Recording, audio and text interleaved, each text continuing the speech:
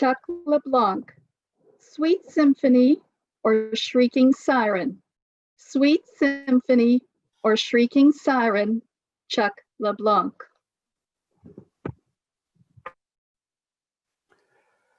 People who know each other develop their own ways to communicate. Often, they'll use terms of endearment to express love or affection. Terms like darling, honey, sweetheart are terms that we're familiar with. The term I'm most familiar with is sweetie. It's a quaint term, but I quite like it. Couples often add phrases to their terms of endearment. Phrases that in ordinary conversation wouldn't raise an eyebrow, but inside the relationship, they act as a sort of hypnotic trigger that activates a sweet symphony or a shrieking siren. One term that cuts both ways with me is the term, sweetie, can you do me a favor? Sweetie, can you do me a favor? On the surface is nothing more than a request for assistance. For example, the bathroom door pops open and a voice from beyond says, sweetie, can you do me a favor? We're out of toilet tissue. Can you get me a roll from the storage room? I stop what I'm doing. I head for the storage room, grab a package, and make the delivery. When the term sweetie is removed and my first name is inserted, the wah, wah, wah of the siren begins to shriek inside my head because I know it's going to require me to leave the house.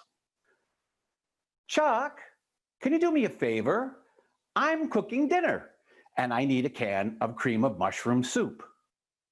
Now, Bev knows that that siren is starting to shriek inside my brain, so she softens the request with a smile. These requests often come when I'm doing something extremely important to me, like watching a Blue Jays game. So I press pause on the remote, grab my keys and my cell phone. And gentlemen, don't ever forget the cell phone, because if you do, you'll miss the text that'll ask you to get 5 other things. And I head out the door. As stressful as these kinds of requests can seem, there is one request that just sets off that siren blaring. Wah, wah, wah. Sweetie, can you do me a favor? It'll only take a minute. When I hear those words, it'll only take a minute, the hair on the back of my neck stands up and I break out into a cold sweat because I know that those words mean it's a home repair project. Now, I'm not opposed to home repair projects per se. It's only that the term, it will only take a minute, it's an outright lie. I size up the project, determining in my mind what I'm going to need for tools and equipment, and I spring into action. Now, where did I put that screw gun? Oh, here it is, in the linen closet, underneath the sheets, right where I left it the last time it would only take a minute. I next head over to that secret stash of nuts, bolts, screws, washers that I've been saving for 20 years for a project just like this. I spend 15 minutes rummaging through the bucket only to discover I don't have the piece I need. But no problem. I'll just head on down to Canadian Tire. 15 minutes later, I'm standing in Canadian Tire in front of this huge wall of nuts and bolts and screws and washers and every kind of piece of hardware imaginable. And that's when I realize I don't have a clue what I need. No problem. I'll take one of these, and I'll take one of these, because whatever I don't use this time will go into the bucket. What? Cream of mushroom soup again? Soon I'm at home. I brought it all together. I put, just as I'm about to complete the project, snap! The piece of plastic holding it all together broke. No problem. I know I have one of these in the bucket. Nope. Another trip to Canadian Tire. 90 minutes later, the project that would only take a minute is complete. I'm spent, but I'm satisfied at a job well done. And hey, I can still watch the Blue Jays game. Now, don't get me wrong. I love it when Bev calls me sweetie because I know I'm loved. And when she asks me to do her a favor, I know I'm needed. And responding as a good husband and faithful friend and lover is more symphony than siren. Madam Toastmaster. Devin McPherson. All about Steve. All about Steve. Devin McPherson. I am of the age when many of my friends have kids. This means they are experts in all things parenting. Being a parent does give them a leg up in certain aspects, one of them being content for their humorous speeches. What is someone like myself, someone who is childless but married, how do I compete with the plethora of interesting anecdotes that parents have? Pets. My wife and I adopted a cat and named him Steve. I may not have kids, but boy, do I have stories. Game on, parents. Like many kids, Steve was an accident. I got a call on one of Kendra's last few days at vet school. It started with a blood-curdling statement. I did something bad. 1,000 different worst-case scenarios rushed through my mind. When from the other end of the phone call, I hear, meow.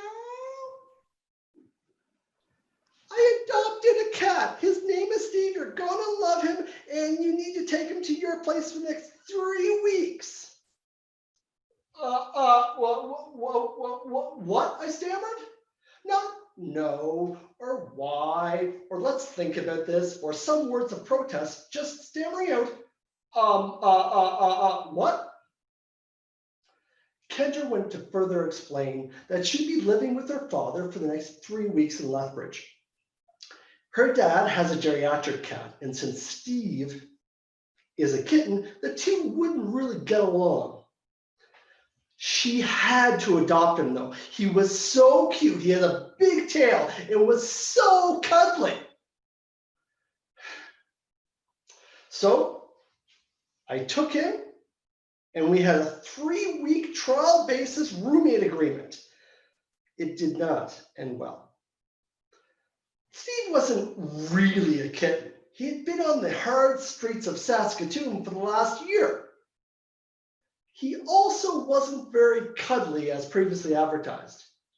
As I slept, If any limb came from under the covers, he would attack it, letting his full feline instincts kick in.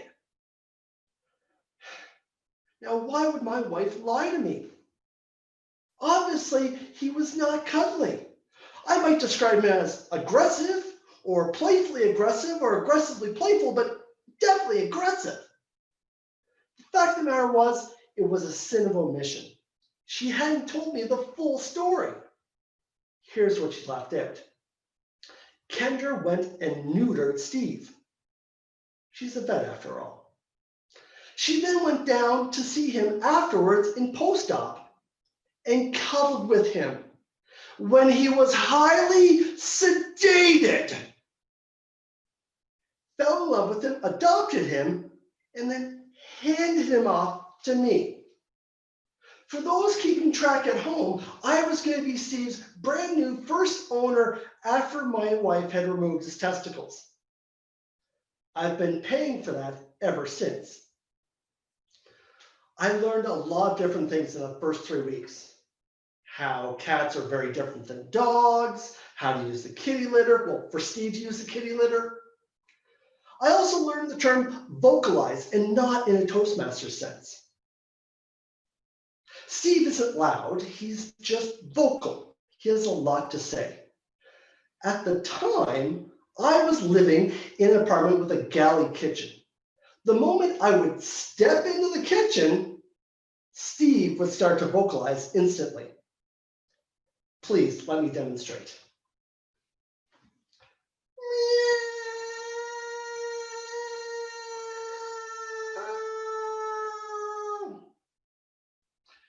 Steve was likely a soccer announcer in his previous life. It wouldn't matter if it was 4 in the morning or 7 o'clock in the evening. As soon as a foot fell on the kitchen linoleum, the Steve alarm would go off. Steve was very, very, very food motivated. Kendra and I used that to be able to train him to come and sit. The fact of the matter is, as soon as you give a cat a piece of food, he tries to bite down on it. And usually he gets a nip of your finger. So we had to use the word gentle so that he didn't develop a taste for human blood. It allowed us to keep all our digits intact. Now we keep Steve locked up at night in our laundry room, which has access to a catio. A catio, for those who don't know, is a pet enclosure, a patio for our cats outside. It's about 25 square feet, has cat toys and cat trees and catnip. It's essentially Walt Disneyland for cats. Our cats might be a little bit spoiled. The reason we lock him up at night is that if we didn't, he would sneak under our bed while we slept and then try to claw his way through our mattress to come greet us. So now we try putting him outside. He scratches at the door. To discourage this behavior, we put on double-sided tape on the door. Didn't work. I was up late at night looking like a Charlie's Angel trying to spray him with a water sprayer to discourage us. He's quick and fast and agile like a cat. For him, it became a game. For me, extremely aggravating. Did I mention my wife neutered him? These are only the beginning of the stories that are all about Steve. Your turn, parents. Madam Toastmaster. Masood Shahanaji, Sir Barbecue Man, Sir Barbecue Man, Masood Shahanaji. Sorry, what was my title? That's okay. I just make people to repeat it because Sir Barbecue Man, it just feels good when I repeat that. I have been carrying this title for over 20 years, and every time I hear it, it's just fresh like yesterday. Fellow Toastmasters, welcome guests. This is based on a true story. Hollywood style, spiced with some horror, some drama, and hopefully some laughter. And if you don't like it and you want to throw tomatoes at me, just make sure, please take it out of the cans. It hurts. And the story. It's a February afternoon on a Friday. It's cold. I can't remember what was the temperature. Who cares? Anything minus 20 and below, it's minus Godzilla. I come home. Shelly comes to my greeting with a knife and the lettuce in her hand. She gives me a hug. Cautiously, I ask, what are we doing tonight? You know, there is a knife behind my neck. She says, well, we are having barbecue and your favorite salad. By the way, it's Caesar salad, just in case you invite me to your house for dinner soon. Well, I'm the man of the house. I know what to do. I lit the barbecue. Here it goes the fire and everything works fine. I smell gas. She replaced the propane yesterday. And I'm thinking to myself, probably the hose is not hooked up properly. So I reach to tighten it.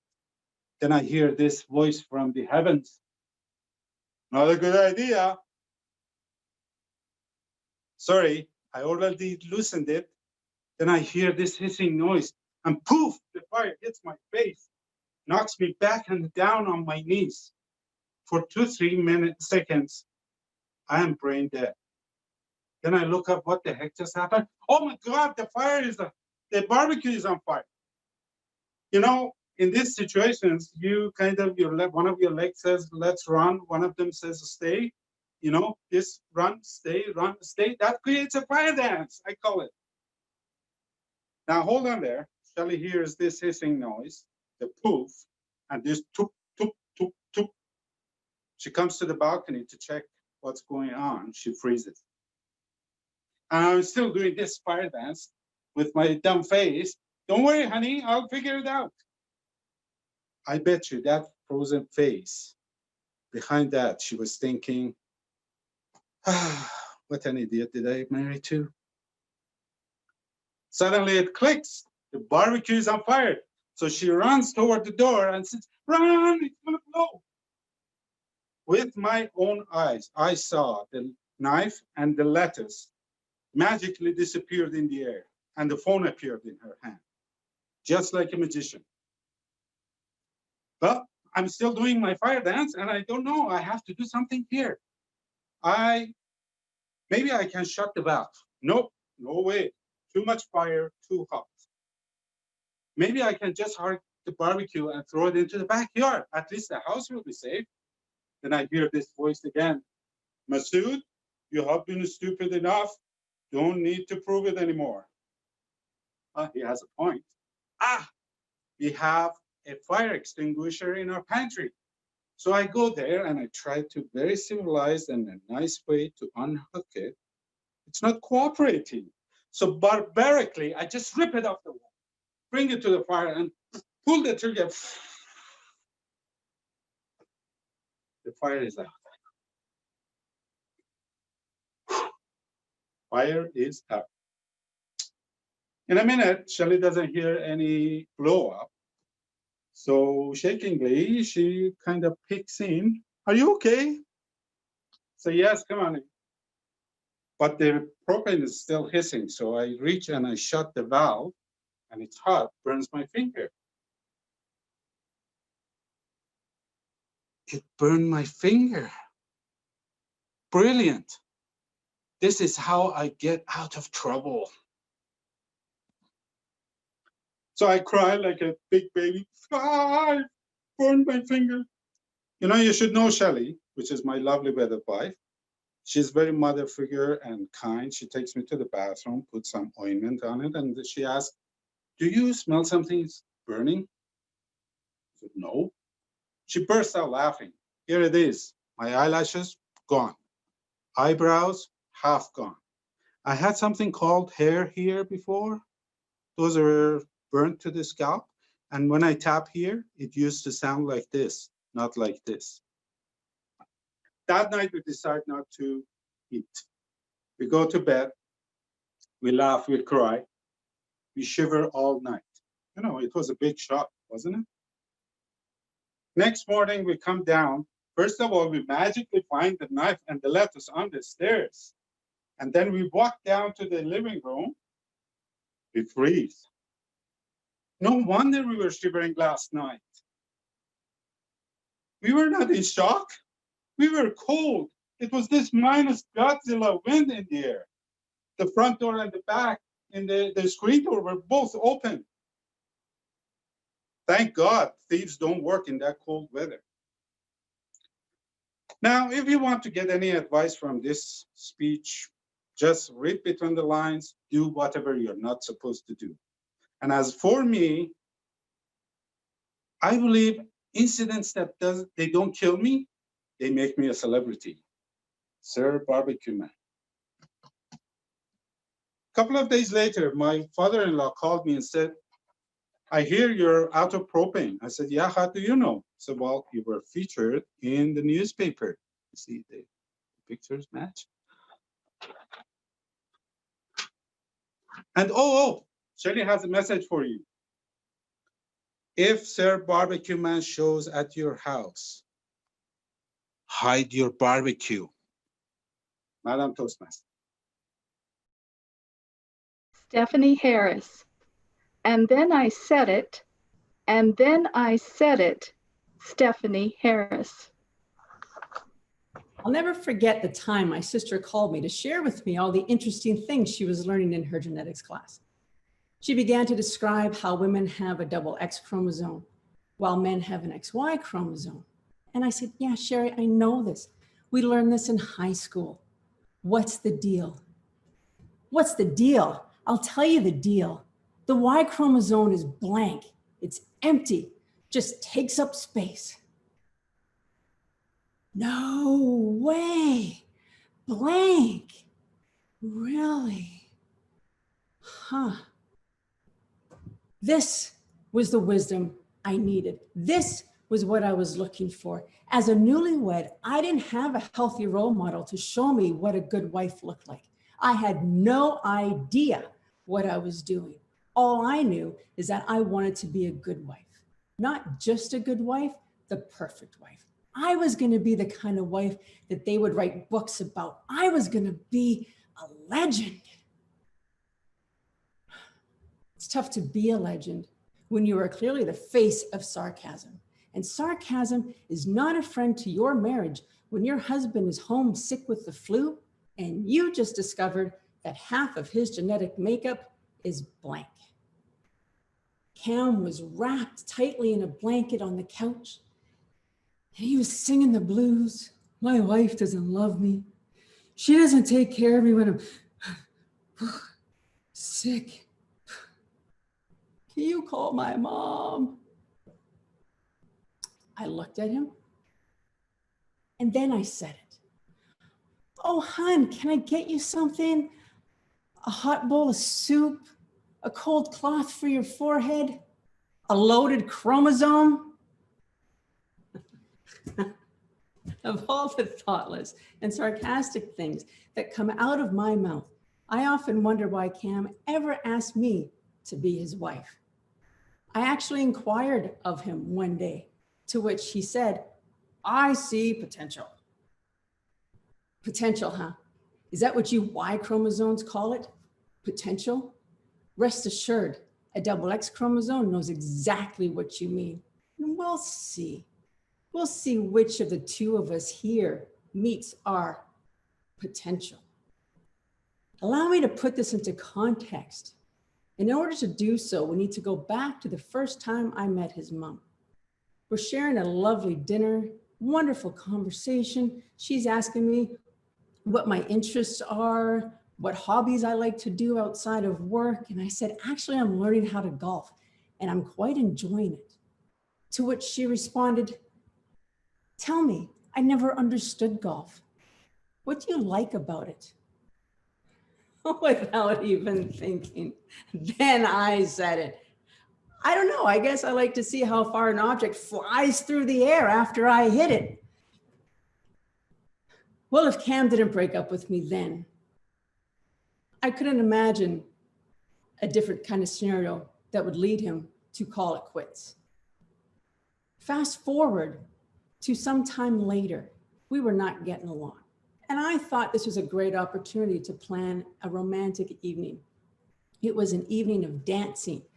And the evening would have started off with a dance lesson, and then the rest of the time spent practicing what you learned. And it was going to be incredible. We were going to tell our kids about it. At least in my mind, that's how this thing was going to play out. I don't remember much about that evening. I do remember I ended up dancing the rest of the night with another guy because Cam clearly was not interested. Truth be told, a piece of plywood has more moves than my man Cam out on the dance floor. A couple nights later, we're on the phone, we're having an argument. I'm telling him I'm bored with our relationship. I really don't see it going anywhere. And he's trying to sell me some story about how he's never been into team sports. Individual sports is where he finds his sweet spot. And he ended the conversation asking me not to call it quits yet, to hang on for just one more week. And so I agreed. Monday morning began with a riddle sitting in my email. It was a marked the beginning of a treasure hunt, an amazing race sort of adventure. 7 days, 7 riddles that ended with a marriage proposal. There we were, sitting in Confederation Park on a mild January evening under this dimly lit light post is where Cam asked me to be his wife. All he was looking for was a yes or a no. All I could think about was how angry I still was at the night I planned a few weeks ago that was supposed to be incredibly romantic, that we were going to tell our grandkids about, that ended up being a complete and utter bust. And so, yes, then I said it. You know, marriage is a team sport, a dance that requires a partner. Over the years, I don't know how close I've come to reaching this potential that Cam spoke about at the beginning, but I can tell you he has. Oh yes, that man is coming really close to reaching his full potential. A month or so ago, at the beginning of this COVID shopping frenzy, we found ourselves needing cheese and bread. It was a busy Saturday afternoon, and Superstore was the closest place we were going to go. We decided it was best to divide and conquer. I was gonna go get the bread, Cam was gonna go get the cheese. I grabbed the bread, looked down the aisle to where I saw Cam standing in front of the open cooler door. He was holding a brick of cheese high above his head like it was an Olympic gold medal. He saw me and then he said it. Should I grab 1 brick or 4? Bias, the Y chromosome. While scientists may find it uninteresting to study on its own, you add a double X chromosome to it, and now you have something to work with. Now you have potential. Madam Toastmaster. Ann Watson, double trouble, Ann Watson.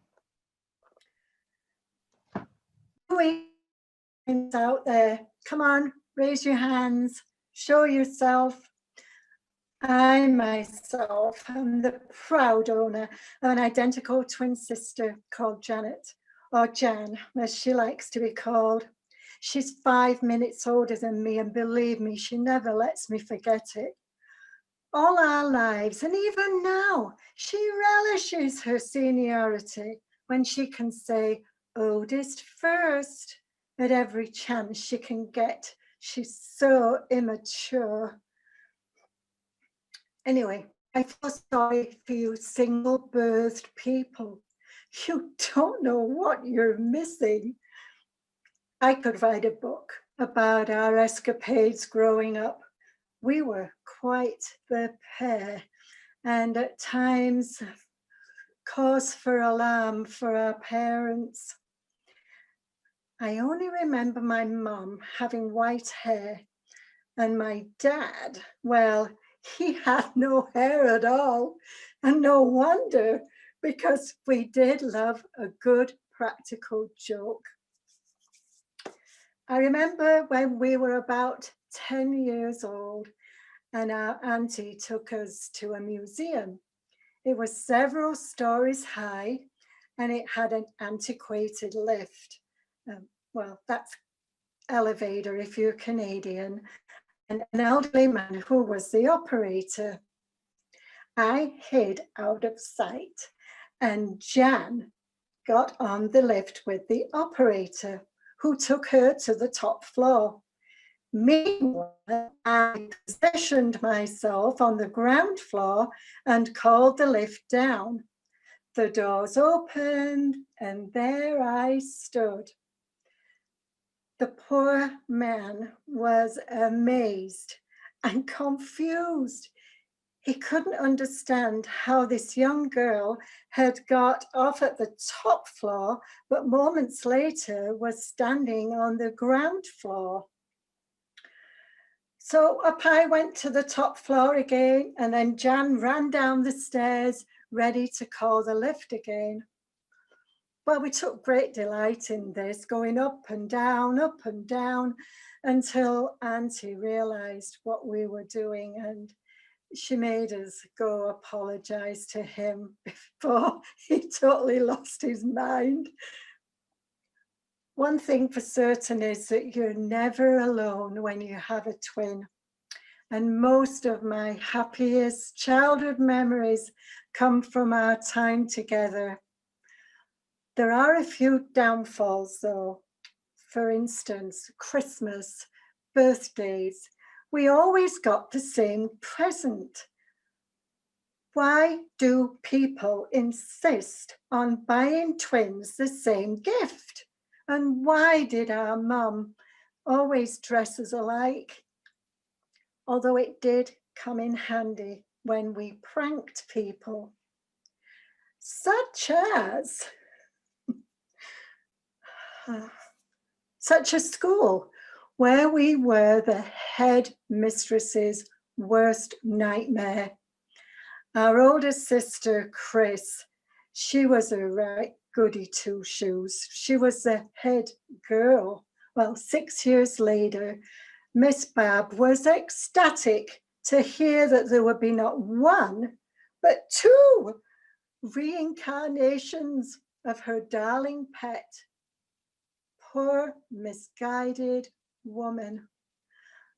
I'm ashamed to say that we burst her bubble in the first week when we got caught smoking in a storage room, which didn't go down too well with our parents, I might add. But the best time at school was when we switched classes. Well, when you have a body double, you can do anything. It got so bad that the teacher asked us, "Are you in the right class? Which one are you? Are you Janet? Are you Anne?" To which we both threw. But the best time at school was when we switched places in class, and we did this quite often. The teacher, the first thing she used to say to us was, "Which one are you? Are you in the right class? Are you Anne? Are you Janet?" To which we both lied through our teeth, and I'd say, "Oh, I'm Janet, miss." You see, I hated typing. I was hopeless, and Jan was really good, so we switched places. Jan, on the other hand, loathed cooking, so I loved it. We switched places.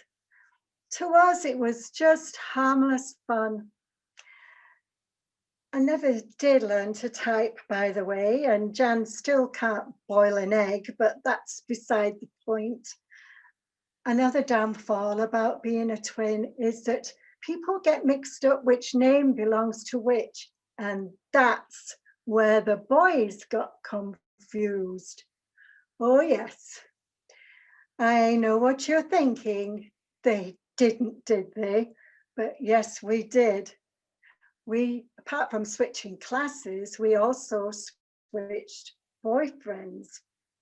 Now, it went really well at the beginning, but then it wasn't until the first kiss that they realized that something was wrong. I always wondered why we were so different in that area. Was I better? Was I worse? Well, I'll never know now. But seriously, being a twin has been amazing fun. Can't imagine life without her. But growing up, you know, with the same clothes, toys, features, sometimes you lose your individuality. So if I could give a piece of word of advice to people who are having twins or have twins, please, please don't dress them the same. Let them make their own choices. Let them buy them different presents, a typewriter for one or a cookbook for another. But most of all, keep a close eye on them, because they will be double the trouble. Thank you, Madam Chair. Theresa Shah. Orangutans and penguins. Orangutans and penguins. Theresa Shah. I grew up the middle child of 5, was always deemed to be different and teased for being so. In fact, my older sister always said, "You dance like a flappy duck." Good afternoon, Madam Toastmaster, fellow contestants and guests. November the 7th, 1999.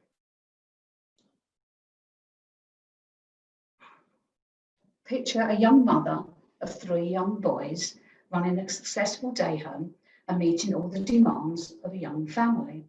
Then the very next day, my world was turned upside down.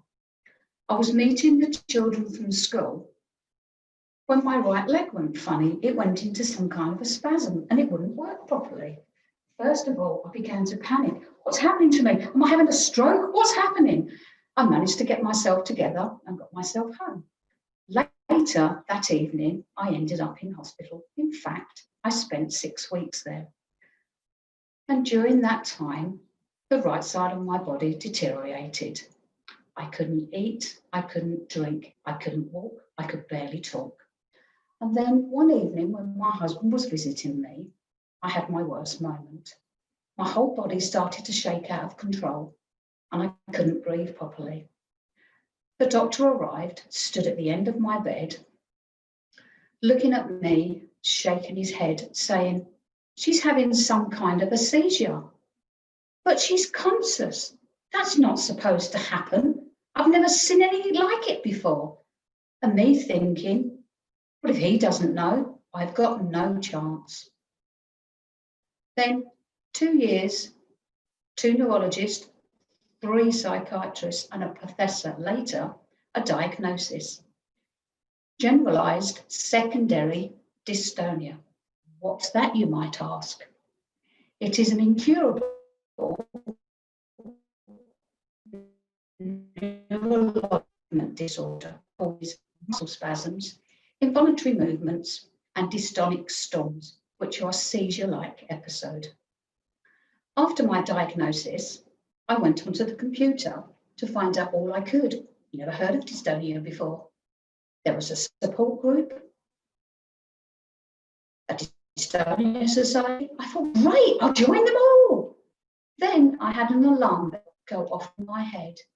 What are you doing? You have a choice. You can become dystonia or you can be Therese with dystonia. I chose the latter. And after a while, I discovered the effect it was having on my young boys. And I decided I needed to do something about it. So I brought humour into my dystonia. And it wasn't long before my boys discovered that if you made me jump, it was highly amusing. Most people, when you go boo, will jump. If you go boo to me, I would jump. Which they took every opportunity to make me jump. In 2002, there was a family crisis and we took a 4-month-old baby. And I'm delighted to say she's now our daughter. And with Charmel growing up, not knowing me any different, went out in public and I would have spasms and everybody was looking. She would stand there, hands on her hips and saying, "It's okay, my mum goes like that sometimes." And with her anxiety, it meant I had to take her to school every day, not just to the school gates. Oh no, I would have to take her in the school and walk up the long corridor. And the interesting thing about my dystonia, you never knew what kind of a day it was going to be. One particular day, it was an orangutan day. And as I orangutanned up the corridor, all the children were looking. And I said, "It's okay, I just wanted to be an orangutan today. Can you be an orangutan?" The next minute, there was I and half a dozen children orangutaning up the corridor. A couple of days later, it was a penguin day. And as I waddled up the corridor, the children waddled with me. And it wasn't long before my daughter's friends became comfortable around me. In fact, her best friend Morgan decided I needed a new name. With my name being Therese, she decided Tourette's was a better fit for me and found it highly amusing. And I must admit, I did too. Then one day after a school play, I could chair, arms and legs in spasms, just as one of her friends walked by, pointing and shouting, "T-Rex!" And I must admit, I did look a bit like a T-Rex. And from that day on, I'll always be known as T-Rex to Cohen. And then there were days I'd be out in public with my family. I would have a drunken day. And as I couldn't walk in a straight line, my sons took great joy in saying, "Mother, you always have to have one too many, don't you?" And me thinking, "I'll get you later." And to this day, I've always been teased by my family. In fact, they said, if only they had instant video back then, they could have made so much money out of me. And oh, how right my sister was in calling me a flappy duck. Who was to know I would later become an orangutan and a penguin too? And by bringing the humour in here, it gave the people around me the permission to relax and laugh along with me. Because you know what they say, laughter is the best medicine, Madam Toastmaster. Theresa Oyster, fun and functional, Theresa Oyster. Good afternoon, fellow Toastmasters and guests. I do realize that I'm going to be setting the women's movement back a couple of years by this speech, but as a lot of my friends are not on Toastmasters, they'll never realize that I'm throwing them under the bus. A couple of years ago, my friend and I were on our way to Jasper for a rugby tournament. And before you say, "Wow, she plays rugby?"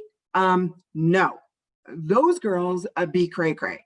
I have the utmost respect for them. I think they're absolutely amazing, but I have much more respect for my teeth. So I have never actually played rugby, but I do go there to run a beer tent every year. We're on our way to Jasper, and we stop in one of those towns, Hinton or Edson, I can never remember. And my girlfriend who's driving her Mercedes-Benz SUV says, "Oh, we should get some gas," but I can never remember which side the gas tank is on. And I'm thinking to myself, I bought my first car in '85, and I knew about the funky little arrow on the gas tank, but apparently she did not. So I just casually mentioned, well, if you look right here, it'll tell you what side the tank is on. Well, that was the funniest thing she had ever heard. We laughed, I cried. It was so funny. She spent the rest of the weekend trying to find someone else who did not know that fun functional fact about vehicles, and she could not. We still laugh. It's been years and we still laugh about it. Fast forward to last November, another girls' road trip. We're going to Kimberley, and we leave after work, so it's, getting dusk. And the girl who's driving is driving her brand new, well, it's 4 years old, Honda Fit. And she's usually quite animated and talks with her hands, and it's starting to get dusk, so she's got her high beams on, as you would when you're driving. But she's like 9 o'clock, really, really hard. What are you doing? And so she looked at me and said, well, I need my high beams on, as if that answered all the questions. And I thought to myself, well, yeah, maybe, how could she not know? She's an avid Googler. She Googles everything. How does she not know that if you just push the signal lever away from you, it stays on all the time? So she does that, and we laughed. She'd been driving to Edmonton and to BC for years and had no idea that was a thing. Now, it's kind of redundant because we are on Zoom, that no one's going to see this, but in the comfort of your own home, please raise your hand if you are old enough to have learned how to drive with the high beam switch on the floor. So if you are, you had to know that in a new car, that functionality was going to be somewhere. And the fact that she didn't know that was hilarious. The girl in the back seat of the car was the one that didn't know about the gas tank. So at this point, I'm looking like a star. Years and years ago, when I still lived in Edmonton, a girlfriend of mine was working at the Fringe Festival, and I was helping her out, and I needed to use her car. My car was in the shop, so I needed hers. So she goes, yeah, not a problem. Here you go. But just be careful backing up because the engine smokes a little. And I just look at her, what? What do you mean it smokes a little? I don't give it any thought, thinking, well, she's not going to put me in harm's way. I drive the car, pull up to the Fringe. I don't know if you've ever been to the Edmonton Fringe Festival. Parking is at a premium. It's like trying to park downtown Calgary. But I get rock star parking. I do have to parallel park, which means going in reverse. But I only had to do it once because I'm really very good at parallel parking. I get that done. The engine's smoking a little bit. Don't give it any thought. She said it was going to smoke. I go to work. 8 hours later, 2 a.m. in the morning, we're going back towards the car, and the hood is up, and there is a hole burnt in the hood of the car. And what happened here?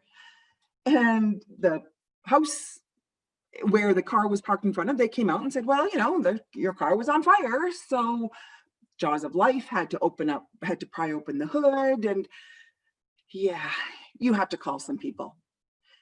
My girlfriend that owns the car, love her to death, and I do not mean to insult anybody here, but she's a redhead. So as you know, they tend to be a little fiery. So she very calmly, deadpanned, but very, very angry, looks at me and says, was it on fire when you left it? At that point, I knew she wasn't going to hear anything I had to say.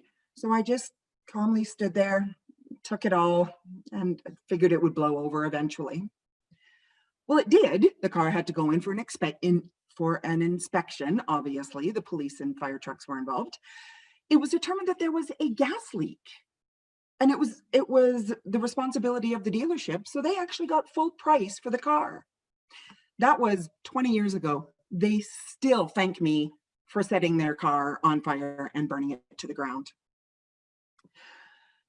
technology is not my friend, whether it's cars, computers, cell phones, anything. I'm not good at it. Talk to anybody who knows me. They will attest to that fact. All I can say is I am just looking forward to more road trips, learning more fun, functional facts about all of life. Thank you very much. This is Toastmasters.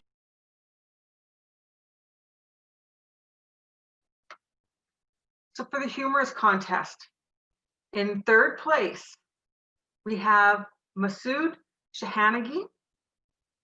In second place, we have Stephanie Harris. And please bring up your videos. And in first place, we have Devin McPherson. So congratulations, everybody. Thank you.